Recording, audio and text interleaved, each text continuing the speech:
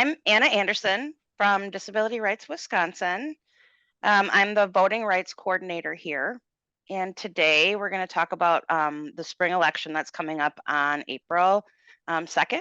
It's the spring election and the presidential primary. And we want to talk about, what should we know going into this election? Like, what should we know about the process? What we should know about what's on the ballot? What we should know. Um, the information that you can have to mark the ballot the way that you want to choose your own candidates. So I also co-chair the Disability Vote Coalition, and that's who we are today, presenting as the Disability Vote Coalition. Um, and we do that in partnership with the Board for People with Developmental Disabilities and Jenny Nugert. And you'll see her. If you don't see her now, I'm not sure what your screen is, but you will see her in just a little bit. She's amazing. And probably a lot of you already know her because she's great. Um, so let's talk a little bit about the coalition. Oh, I wanted to say too, we do have a sign language interpreter, and her name is Tammy. And again, thank you, Tammy, for being here. If we need to pin her in a certain position on the screen, we certainly can. So just wanted to let you know that if you have any questions or need any assistance about where she will be on the screen, just throw that in the chat and we'll get that information to you ASAP. So what is the Disability Vote Coalition? So essentially, like I said, it is a partnership. We're a nonprofit effort, and we want to make sure we ensure full participation in the entire electoral process for voters with disabilities. So that's from beginning to end. So registering, how do you cast a ballot? How do you get into a polling place? What are ways that you can cast a ballot, because there is more than one way. And we'll go through some of that today. We like I said, we coordinate the Disability Vote Coalition from Disability Rights Wisconsin and the Board for People with Developmental Disabilities. And we have a bunch of really great partners that are part of the coalition. We do not do this alone by any means. We really rely heavily on people that are passionate about this as well. So we have a lot of people that are from community agencies, people with disabilities, and other like interest people.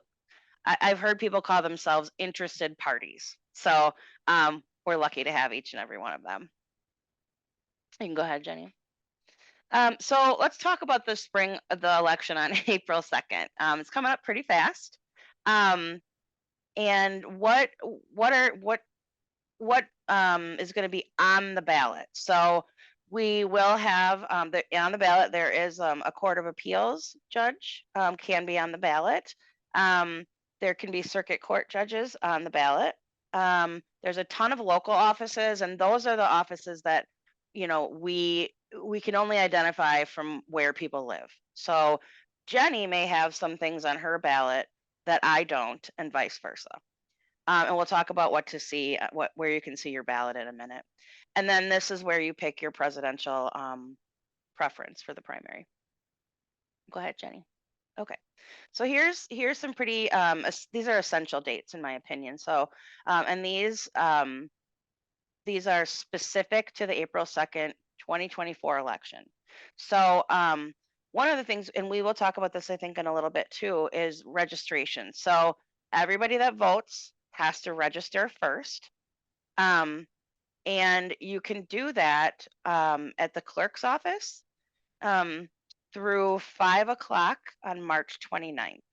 And so that's the Friday before the Tuesday election. And then you can also register at your polling place, which everybody is eligible to do. And that has to be done by 8 p.m. That's when polls close in Wisconsin. And right now, it's too late to register online or by mail. So those are the two places that you're going to need to explore if you want to register to vote, which I hope you all do.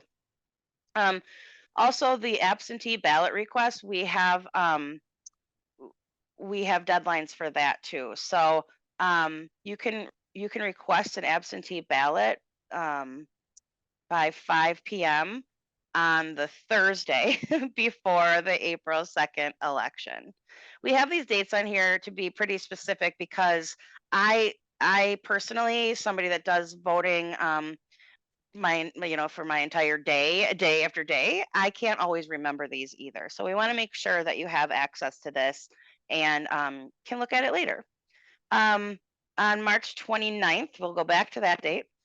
Indefinitely confined voters can request an absentee ballot by 5 p.m. And indefinitely confined voters, I'm just going to briefly say what that is. So, an indefinitely confined voter is somebody that you self select that title. And then what you can do is you can request that all of your ballots be mailed to you. You can do an absentee ballot via mail, and they'll keep coming to you election after election until you don't vote. Correct, Jenny? Okay, thank you. Just want That's to make sure. correct. Okay, thanks. See, I don't. Or until you ask for it to stop. To stop. And I want to just point out there that I know that, but I felt unsure, and that's why I think it's really good that we all acknowledge that this is a complicated process. And then you have to return your absentee ballot no later than 8 p.m. on election day. Again, that's when the polls closed in Wisconsin. Go ahead, Jenny. And I just want to point out, those are like the official dates. Mm-hmm. That is cutting it very close. I would be very worried about getting my ballot if I waited until the last day. So we really encourage you, request it now. And in some cases, you might have time to get it, but maybe not return it through the mail. So you may end up needing to return it in person. So just plan ahead if you want to vote absentee. Thank you, Jenny. That's a great point. Personally, I have never voted absentee like through the mail or anything. I love going to the polling place. However, this year I did request an absentee ballot, and I did do it, I don't know, maybe a month ago, because I was nervous that I wouldn't get it, and voting is important to me. So as soon as you can do these things is when you should do them, in my opinion. Yep, they're ready to be mailed out now, so. Right, absolutely. So what is a court of appeals judge? So as you can see, it's kind of an intermediate appellate court where a court of appeals judge hears cases. Those are cases that are typically appealed from the circuit court, and they can only overrule trial court decisions if a legal error is made. So that's important to know, because they can, but they don't focus on the actual, facts of the case. So they're looking at the law. And so that's what they would change the decision for. Yes. The Court of Appeals is 16 judges, and they serve in 4 districts. When the Court of Appeals takes a case, there's a random 3-judge panel that hears all the cases. And so you don't know what judge you're going to get, essentially. And there's some random lottery, or I'm not sure exactly how they do it, but they definitely do. They don't do small claims. They don't do any traffic violations. All of those things in the 4th bullet, they do not do those. So also like juvenile cases and misdemeanors. So decisions made by the Court of Appeals can still be appealed to a higher court. And on the bottom, you'll see that we have DVC, which is the Disability Vote Coalition, Court of Appeals fact sheet. And there's a link Go back there. to that. Sorry. DVC? Disability Vote Coalition. Sorry. Okay. Try not to use acronyms, but I failed. Anyway, That's okay. so there will be, if you go to that link, this information and additional information is on a fact sheet that we have there that you can reference. You can go next, Jenny. Oh, and I'm not gonna go back, but all of this information will be on our website, hopefully today or tomorrow, so that you can go back and reference these fact sheets and click on the links and all that fun stuff. So circuit court judges, we have a ton of them, and there's at least one in each county. There's in larger areas, there are many more circuit court judges than one. So it is when a circuit court judge is on the ballot, they are non-partisan elections, and we're voting for them for 6 years. So it's a really important, I think, a really important position to think about because it's such a long term. And then the circuit courts are like trial courts for any most criminal cases, and also some civil cases as well. Next, they hear cases appealing from municipal court. So as you might see, even though this this system is complicated, they can hear things from municipal court, and then sorry, one second. And then the Court of Appeals judge, can hear things from circuit court judges, decisions that people have appealed. So as we just talked about, there are lots of things that the Court of Appeals does not hear, but circuit courts will hear many of those things. So guardianships, commitments to mental health facilities, things that have to do with parental rights and children in need of protection. Again, there is a link down there that is for the circuit court judge fact sheet. Again, this information is on there, plus additional information. Next. Here's other things. These are other offices that may be on your ballot. They may not, but they may be. So this year for my ballot, I'm using myself as an example a lot today, but anyway, there's a mayoral race on my ballot, and there's city council races. So, and again, that might not be on your ballot, and we'll talk about how to get there. So those are the other offices that are local offices. Now, if we go to the link that we have on, I just want to see what the next, sorry, one second. If we go to the link that we have on the other local offices at the bottom, it is how you determine, you can click on that and it determines what is on your actual ballot according to your address. And I think we're going to touch on how to do that in just a little bit.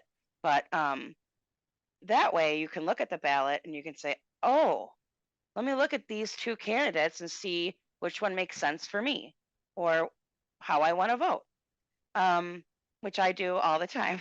So that's good, Jenny, you can go. All right. If you guys have questions about this, I really want to know. You can put them in the chat or you can just speak up, because these are, in my opinion, the most complicated kinds of questions. So there are two constitutional amendments up for consideration from voters. And I'm not going to go through the first part is what the actual ballot question is. And that's the question that will be on the actual ballot. Sometimes these don't make a whole lot of sense, and sometimes you think like, oh, this is what I want to do, so I'm going to vote yes, when really voting no would have been actually better, or for you.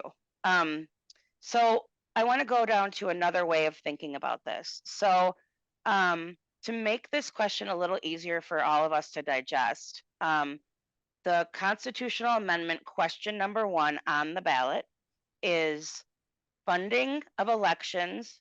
This is what the ballot question means. I'm sorry. Funding of elections cannot be done with money from private or nonprofit groups. Right now, elections are done mostly with taxpayer dollars. In fact, I think completely with taxpayer dollars. So That's kind of the way I see the question. So outside money, outside of the our government, cannot be used for elections. And hold on one second. Hold on one second.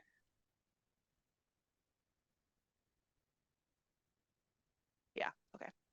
And so next, these are your options, yes or no. So if you vote yes, that means you agree that Wisconsin should take money from businesses and agencies to run elections. And if you vote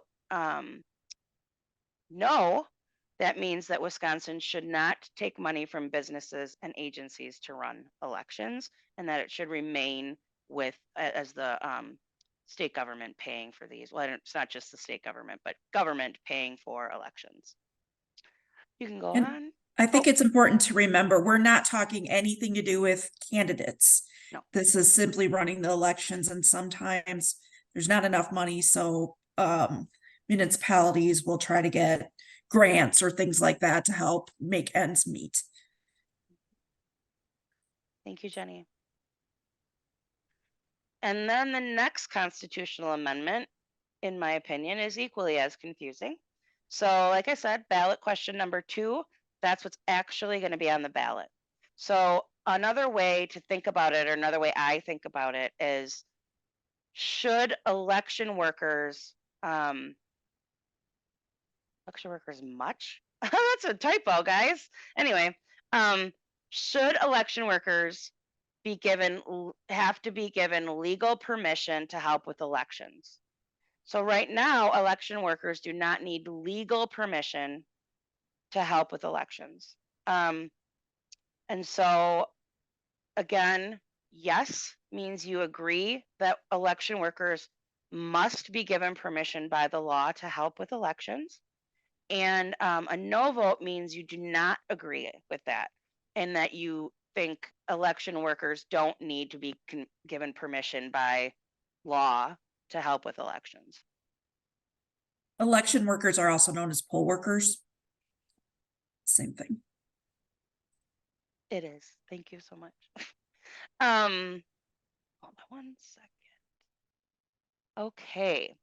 We're going to talk a little bit about the presidential preference primary. And this is a little confusing for people, including myself. So the presidential preference primary is you have to choose a candidate from your preferred political party list. So the candidate from each party with the most votes wins the primary. So if you're going to vote, let's just pretend you're going to vote, if you decide to vote Republican or Democrat, you can't vote for both in the presidential primary. So I'm just going to give you an example. So President Biden and former President Trump are the presumptive nominees, meaning that they're the people that we're going to vote on. So if you like both of them, you can't vote for both of them, or you can't vote for Biden and then somebody else that's running for the presidential race lower on the ticket. So you're just going to be able to choose one from each column. Does that make sense, Jenny? Yeah, one from each party. So you have to Yep. pick Democrat or Republican and vote for one person. Right. What also may be confusing to some people is you can see this is what you'll see on your ballot, and there are a lot of Republican options. That's because at the time, the deadlines, all these people were still in the race. It's pretty much just down to Donald Trump now. I think Nikki Haley is also officially out. So you may see all these options, but we really are down to Donald Trump. And then there are a couple options under the Democrat if you choose to vote that way. So thanks, Jenny. Next, how are we how can we be the most informed voter before we go to the ballot or sorry, to the polls, or before we do our absentee ballot? And one of the ways, these are these are websites that we've determined to be nonpartisan. Um, and so you can just get some really good information about candidates. So one of them is myvote.wisconsin.gov. That again, that can show you your ballot and your voting location. And we'll probably get to that. If you want to learn about the candidates, here are the three that I was just referencing: Vote 411, Ballotpedia, and WisconsinVote.org. And they have some really great, really great information. And then you can also follow us. We have resources. You can follow our website. You can look at our website. You can follow us on Facebook. We do have an newsletter that goes out.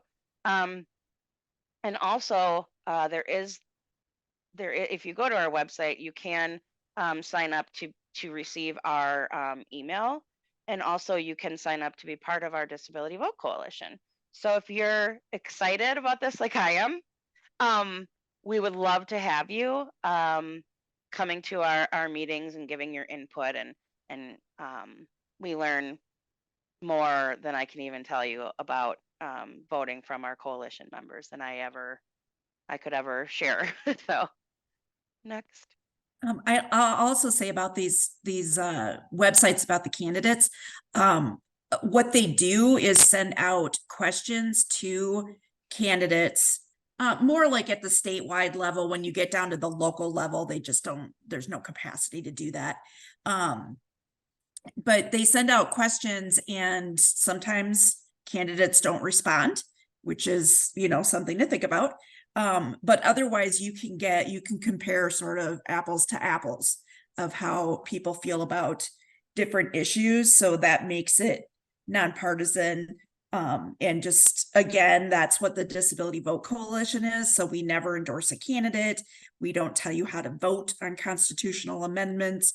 We just want to make you aware of what they are. Thank you for that explanation, Jenny. For sure. And so, what are ways to vote besides going to the polls?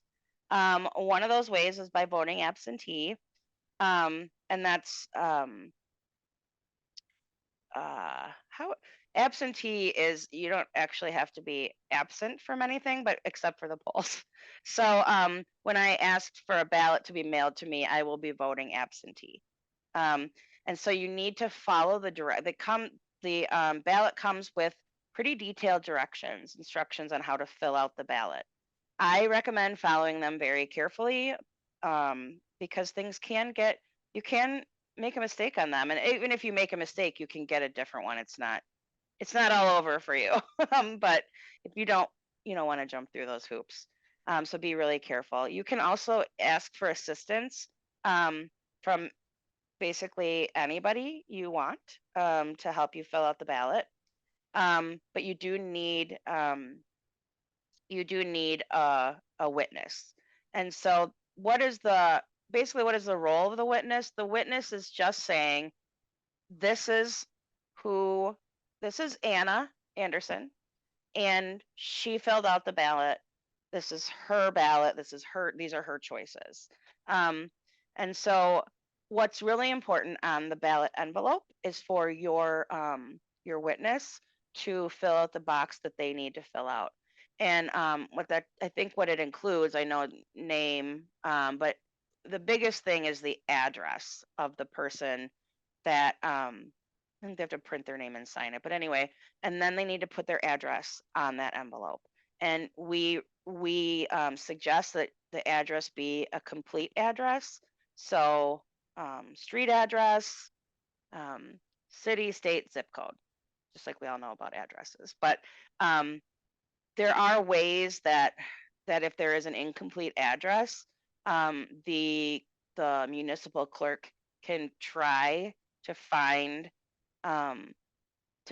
that witness and find you to figure out if you made a mistake on the ballot or not. But let's just leave that out of the equation and try really hard to just make sure you follow the instructions. Yeah. All right. So we're going to give Anna a rest now. And I'm gonna share a few more things to help you prepare. We definitely wanted to cover again the right to get some help if you have a disability with voting, because there has been confusion about this. And so we want to make sure that people know their rights. So if you got any pushback, you could speak up for yourself. If you have a disability, you do have the right to get help with any part of the voting process. That's part of the federal law. Whether you're at the polling place and you need some help completing your ballot there, it can be from somebody you choose. It could be the poll worker. One of the biggest things that has caused the most confusion is the returning of your absentee ballot by someone who is not yourself.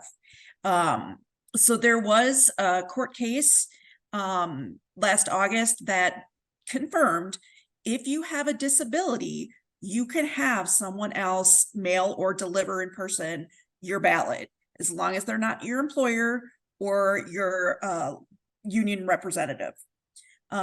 So voters who don't have a disability cannot do that. They have to return their own ballot. But if you have a disability, it is acceptable.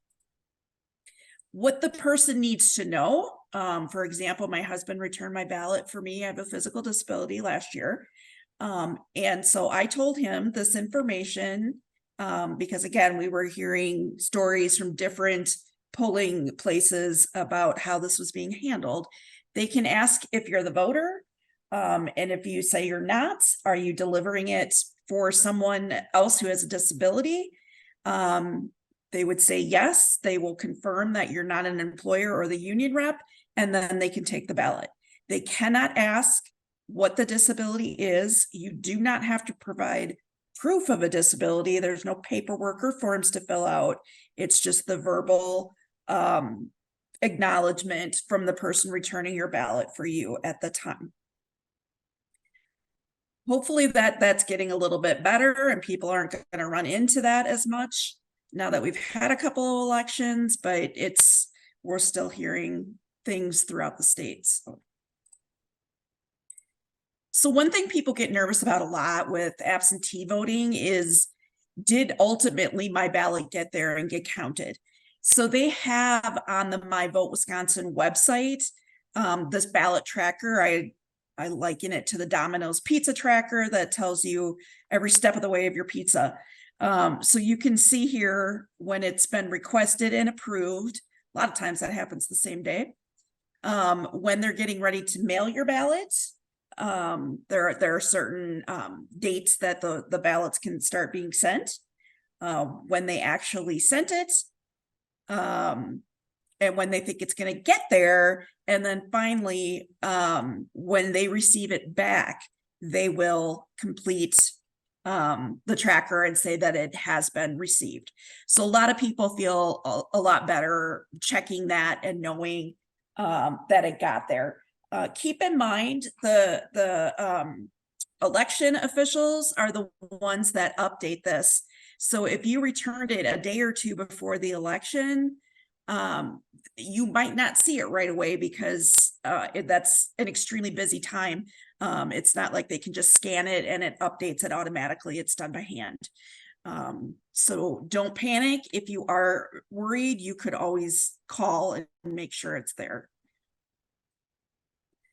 So for those of you who want to vote in person, I agree with Anna. It's kind of fun to go to the polling place and get that energy.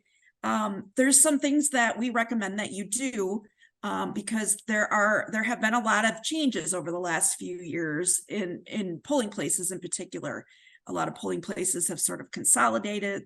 They might not be as many if you're in a larger city. So just go to My Vote Wisconsin. And there is a place that you can click, you put in your address, and it verifies where your polling place is. It's the same website where you can preview your ballot. You put in your address, and it will show you exactly what your ballot looks like. You can double check that you're registered, or you can register there. It's too late for this election, but if you're not registered, you can register right through that website. We're going to talk about your rights in a few minutes. So it's important to know your rights because poll workers, they do their best, but they don't always give the accurate information when it comes to disability accommodations. So we want to make sure know your own rights so you can advocate. People with disabilities can vote curbside, which we'll talk about, but we highly recommend, if you think you're going to use that, to call ahead, because every polling location does curbside voting differently, and that's an option only for people with disabilities. We know that transportation is a huge barrier for many people with disabilities, so we encourage you to plan ahead, to think about how you're going to get there in person on election day.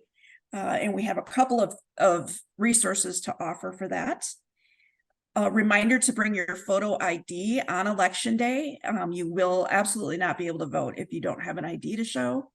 And then that DRW voter hotline, that number is everywhere. It's on all our materials. It's several places in our slides.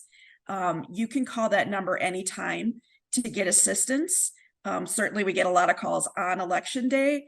But if you're trying to get registered and you're having a problem with the website or don't know how to upload your ID or something like that, we can provide assistance. So please make use of that hotline. Speaking of photo ID, so it's important to know that you must have an acceptable photo ID on election day. This gets a little tricky too. An acceptable photo ID that when you go to vote does not have to have your current address. So if you've moved since you registered, that's okay. The address has to be correct when you're registering. The photo ID is just sort of matching your face to you, making sure you are who you say you are. There are a lot more details about the photo ID law at that website. You can click that.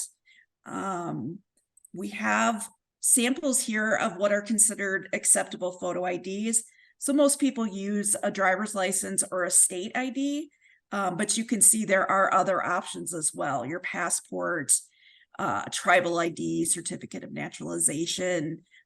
So these are the main ones that people can use. If you don't have an acceptable photo ID for voting, you can get one for free at the Department of Motor Vehicles. They have a voter ID hotline specific to this, so you can call ahead if you have questions and ask what you need to bring, or visit them on their website there. So the only barrier with that is you do have to get to the DMV to get your photo taken and get the ID. But if you tell them you want that ID for voting purposes, it will be free. So getting back to how you'll get there, we have worked with lots of agencies throughout the state to try to consolidate like who helps with transportation on election days. So we have a list that you can find on our website. There is a link on the slide there. It is possible that your independent living center or your aging and disability resource center would have other more specific ideas because they're more local. We are an organization that serves the state, so they have may have more options than what we might show on our spreadsheet. And then, maybe think creatively, is there a neighbor or a friend or somebody you can share a ride with? Would your schedule be flex enough to allow that? And if not, there is always the absentee voting option. We do know that a lot of people prefer to vote in person, but if it's choice between I can't get there, I can't vote, or voting absentee, you'd rather plan for that to make sure your vote gets counted. So with election day coming up soon, this happens a lot. What do I do if I'm on site and I run into a problem? Some people might panic or just not have a clue. And we've heard way too many heartbreaking stories of people who were told the wrong information and left without having their vote counted. So it's really important to us that you know what your options are. The best thing to do if you're on site is to talk to the chief election inspector. Every polling place has one. You can also ask for the municipal clerk. That person should know all the ins and outs. They should know more than a poll worker would. So if you think the poll worker gave you incorrect information, go to that chief election inspector first, and your problem probably will be taken care of pretty quickly, I would imagine. If that doesn't work, you can call the Wisconsin Elections Commission. They're in charge of elections for the state. They do have a place to file a complaint afterwards, or there's a number there that you can call for assistance that day. Again, there's our hotline number to call us that day, and we do our best to get back to people as quickly as possible on that, especially on election days, to help them out. And that we have an email too. And then the election protection hotline is another option. So there are definitely places to go. Maybe keep this in, print this out and keep it in your back pocket or something like that if you're concerned. But make use of these hotlines. We do encourage people, if they run into a problem, to file a complaint. A lot of people don't want to complain. It's a terrible word, but what it does is make sure that whatever happened gets taken care of, so it doesn't happen to you again or anyone else. So we have worked with the Wisconsin Election Commission to make that process easier. It used to be very detailed, and you'd had to get your complaint notarized. So we've worked with them to make it much more simple, to let them know what you might have run up against when you went to vote. You can click that link to find how to make your complaint, or you can call and request that a form is sent to you, or email elections@wi.gov. And if you want help with the complaint itself, that's something else that we can assist you with by calling our voter hotline. We get a lot of questions about guardianship. So if a person is under guardianship, they retain the right to vote unless the court removed it. Sometimes people don't know if that was removed or not. You can look at the guardianship papers. If you don't have them, you can go to your county probate court and you can ask for the determination and order on petition for guardianship due to incompetency. You can see the form name and number on this slide. It's usually a couple dollars to get that. You can call your municipal clerk because they have a list of people who are ineligible to vote. We've learned that list isn't always all that accurate. So it's ideally you would find the petition for guardianship form, so you see it on there. If the person did lose their right to vote, there is a process to restore that right. And we do have step-by-step guides on how to make that happen. It's not going to be something you can do between now and April. It'll take some time. But the sooner you get the process going, the better. And we, again, are here to assist you with that. We have many more resources on guardianship on our website, if that's of particular interest to you.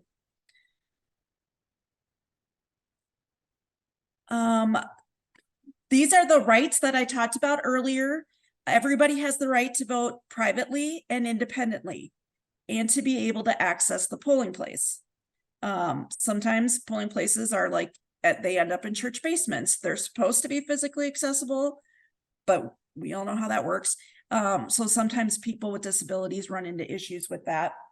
And that's again where we can assist with that, or filing a complaint to improve that. Everybody has the right to use the accessible voting machine.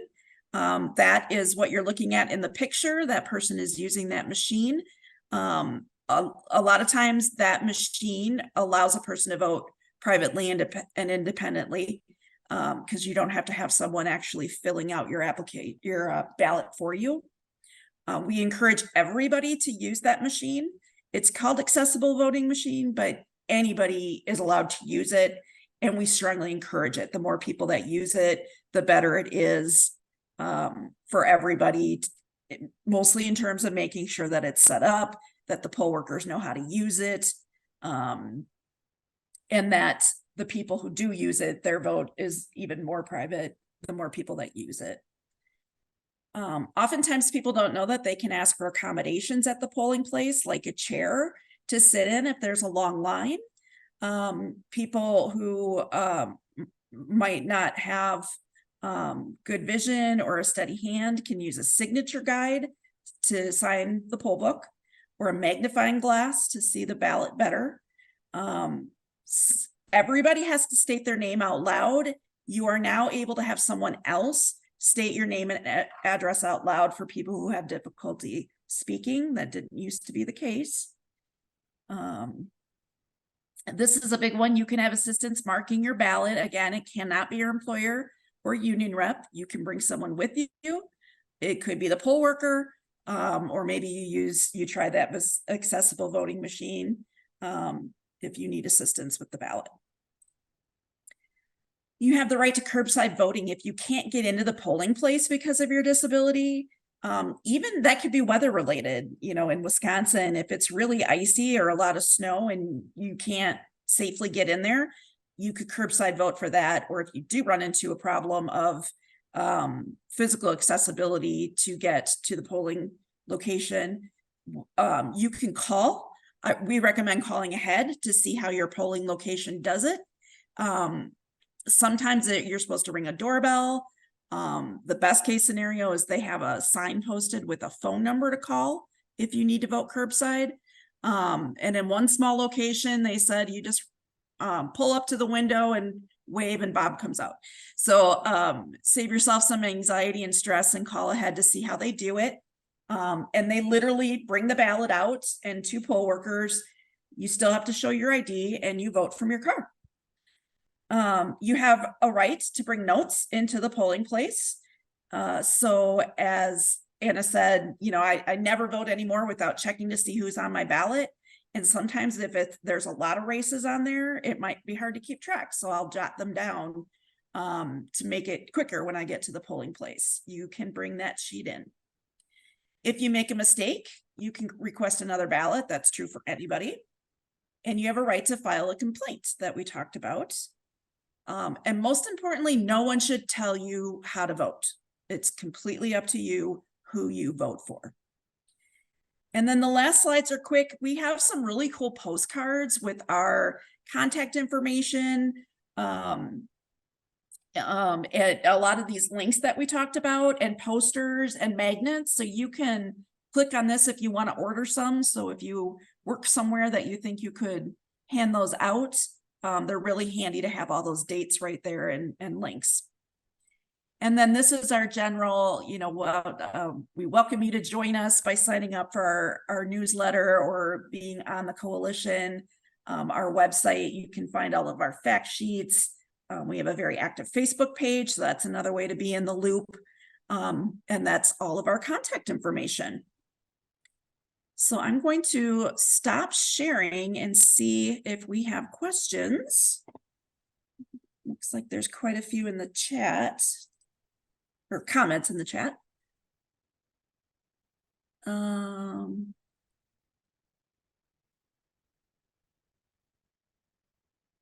link that was there. A comment about every polling place from Carrie. I'm not sure when you were referring to that. Oh, the voting machine. Yes, every polling place is required to have a voting machine. What we've heard in the past is it's not set up. The ink isn't working. The poll workers don't know how to use it. So I don't know that we've ever heard a polling place didn't have one, but we have heard those other complaints. But if more people start asking to use them, we'll see less of that. Are the ballots in Braille? Is it the ballots, Tracy, that you're referring to? No, not the ballots, but the polling information and what you just said, that there were flyers that we can request. That last We can make it available, yes. Okay. Okay. You can request any of our fact sheets too. We can mail you some. People are welcome to print them off the website, but if you want like, batches to send out to people, we can mail those to you. You just need to contact us. Okay, yeah, we might need some here. I'm not sure what we have out in the front. Thank you. Oh, great. Yeah, the more we can get our information out, the better. And I especially want to give a shout out to our local elections fact sheets. And I mentioned some of them about the circuit courts. We have a lot of them. There's one about the school board, overall local elections, because we know the turnout for local elections is really low.